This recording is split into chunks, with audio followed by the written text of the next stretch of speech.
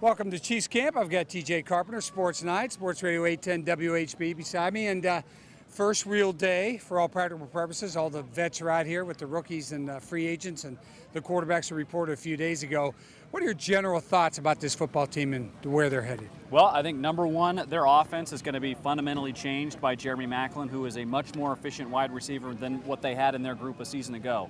Number two is that I think this could end up being the best defense in the NFL, even with the loss of Dontari Poe. They get Derek Johnson back, and if you look at their key losses last year, they were all against teams that ran the football effectively. They get Derek Johnson back. He's the heart of that defense. They've got the best linebacking core in the NFL, and they've got a secondary that was the best at limiting plays over 15 yards a season ago. So if you couple an offense that is going to be able to get into the end zone a lot more with Maclin, with that defense, I think you're looking at a postseason team. I really worry about guys like DeVito and DJ because they're coming back from Achilles injuries.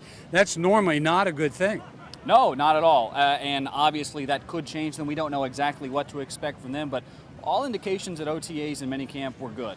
So if they can get back out there, and on Monday when we see them finally don the pads, and they can get out there, be physical, run well, with confidence, I think signs are good for them. But you always have to keep an eye on those injuries, especially with those vets. Yeah, and I worry about the offensive line, too. You're going to have 4 new starters on the offensive line. The only guy coming back, really, who was a starter last year was Eric Fisher, and he really hasn't lived up to expectations. So I worry about the guys up front. Keys for Mitch Morse, who could end up being a versatile option that could come in for guys who get hurt here and there. Eric Cush is going to be the starter in all likelihood at center, but he's also going into a new role. We've seen him a couple of times that game 2 years ago against the Chargers. He looked pretty good, showed some athleticism that I think since then he's gotten stronger, so we'll see how he does at center. But on top of that too, Donald Stevenson, how is he going to factor into this offensive line group? We saw a lot of promise from him, but obviously he's been in the doghouse and hasn't played that much. Yeah, really. He was suspended 4 games last year, never came back to start. Now all of a sudden he's penciled as the starter at the right offensive tackle. Here's Andy Reid after day 1. The guys that need extra run, they get their extra running in and go. So, and then when they get back here, they're ready to roll.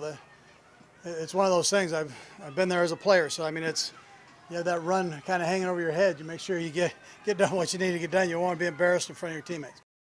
All right, Andy Reid, the eternal optimist. Of course, he'll plug guys in where he needs them to go. I think he is the real common denominator for this team. I think this team really, truly likes to play for this guy. Absolutely. There's a cult of personality with Andy Reid. Players absolutely love him. And you can tell the huge difference that really the same group of core players from Romeo Crennel to the first year of Andy Reid. This is that payoff year. You're in year number 3 now. Guys understand the system. They know their roles. They've got a good relationship with the coach and the coordinators. This is that year where you really start to see things click, especially on that offensive side of the ball where we know Andy Reid is a guru. All right, TJ, thanks a lot. And we'll certainly have a lot more for you coming up here from Chiefs Camp up in Liberty, where they got in their first full day. Remember, folks, they only have 13 more left here in St. Joe.